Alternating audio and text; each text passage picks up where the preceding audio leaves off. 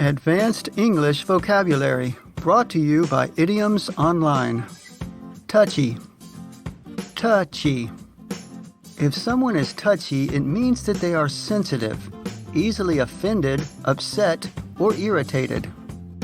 A touchy person is easily provoked and ready to take offense over even the smallest thing. Be careful what you say to Stephen. He's very touchy. Sorry, I didn't know you were so touchy. I didn't mean to upset you. A person can be touchy in general, or they can be touchy about a particular subject. He's touchy about his past drug use. You'd better not bring it up. The word touchy can also describe a subject or a situation. We say a touchy subject or a touchy situation. When something is touchy, it needs to be dealt with carefully. It requires care and caution. My brother's incarceration is a touchy subject in my family. It's a touchy situation when people who work together get romantically involved.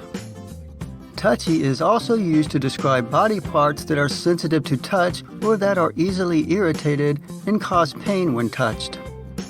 How does your arm feel? It's touchy, but it's getting better. Touchy can also mean highly flammable or easily ignited. You have to be careful with this chemical. It's very touchy. The word tetchy is sometimes used to replace touchy.